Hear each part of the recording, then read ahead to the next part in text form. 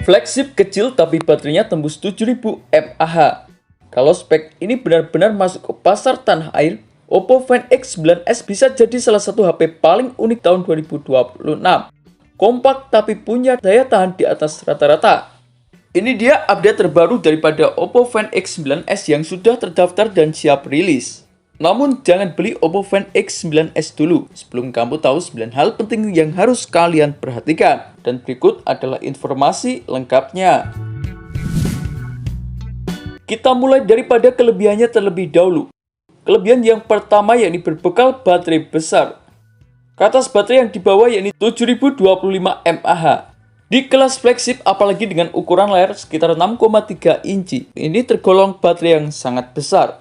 Biasanya HP kompak punya kompromi di sektor baterai, tapi di sini justru jadi keunggulan utama. Dipadu dengan fast charging 80W, 50W lewat wireless charging. Artinya bukan cuma tahan lama, tapi juga tetap fleksibel saat pengisian ulang. Sementara kelebihan yang nomor 2 yakni membawa performa generasi terbaru. Kelebihan yang kedua ada daripada sektor performanya. Menggunakan chipset Dimensity 9500 dengan fabrikasi 3 nanometer. Ini termasuk generasi terbaru yang fokus ke efisiensi dan juga performa. Dipadukan dengan RAM LPDDR5X dan media penyimpanan UFS 4.1. Kombinasi ini biasanya memberikan kecepatan baca tulis tinggi, multitasking lebih stabil, dan performanya gaming yang lebih konsisten. Untuk jangka panjang, ini juga lebih aman karena masih relevan beberapa tahun depan. Beralih ke kelebihan yang nomor 3 yakni dari segi desainnya. Ukuran layar 6,32 inci membuatnya masuk kategori kompak. Di saat kebanyakan HP flagship sudah mulai besar, ini jadi alternatif yang lebih nyaman untuk digenggam. Ditambah bezel yang sangat tipis, frame metal, black glass, memberikan kesan premium tanpa harus terlalu besar. Ini cocok banget buat pengguna yang gak suka HP besar, tapi tetap mau performa flagship. Sementara kelebihan yang nomor 4 yakni dari segi layarnya. Layarnya fleksibel dan juga halus. Menggunakan panel LTPO dengan refresh rate adaptif sampai 1-144 Hz. Artinya saat statis hemat baterai, saat scrolling atau gaming tetap halus. Resolusinya mendukung 1,5K dengan dukungan HDR10+ dan juga Dolby Vision, memberikan kualitas visual yang tajam dan nyaman baik untuk menonton maupun bermain game.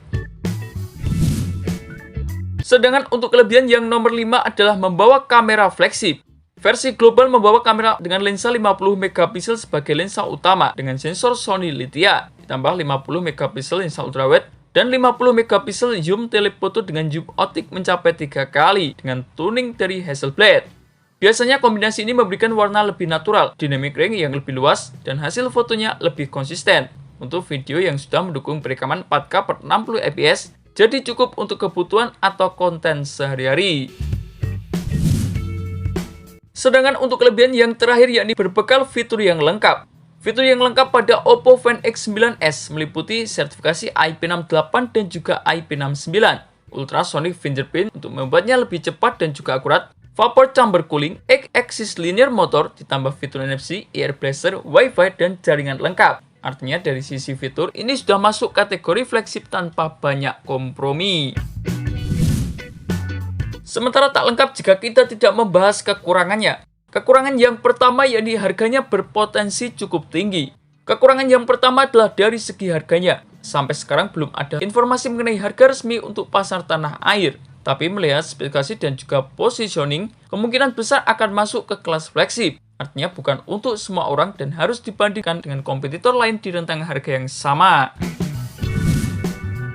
Sementara kekurangan yang nomor 2 yakni perbedaan versi global dan juga versi Cina. Kekurangan yang kedua adalah dari segi varian. Versi Cina dan juga global punya perbedaan yang cukup signifikan, terutama di sektor kameranya. Versi Cina bahkan lebih tinggi spesifikasinya, sementara global sedikit untuk disesuaikan. Jadi penting untuk memastikan versi mana yang nanti bakalan masuk ke pasar tanah air. Sedangkan kekurangan yang terakhir yakni segmentasi cukup spesifik. Kekurangan yang nomor 3 adalah dari segi segmentasi. Walaupun kompak, ini tetap flagship. Jadi targetnya bukan pengguna budget rendah, tapi lebih ke pengguna yang butuh performa tinggi, butuh fitur lengkap, dan lebih memilih ukuran yang ringkas. Secara keseluruhan, Oppo Find X9s ini menarik karena kombinasi yang jarang banget, seperti ukurannya kompak, baterainya besar, dan juga membawa performa fleksib. Kalau nanti harganya masuk akal, apakah ini bisa jadi salah satu pilihan yang menarik di tahun 2026 ini? Menurut kalian, apakah HP ini bakalan worth it atau terlalu mahal? Tulis pendapat kalian di kolom komentar forum gadget. Terima kasih telah menonton video ini. Jangan lupa like, komen, dan share agar channel ini bisa terus berkembang.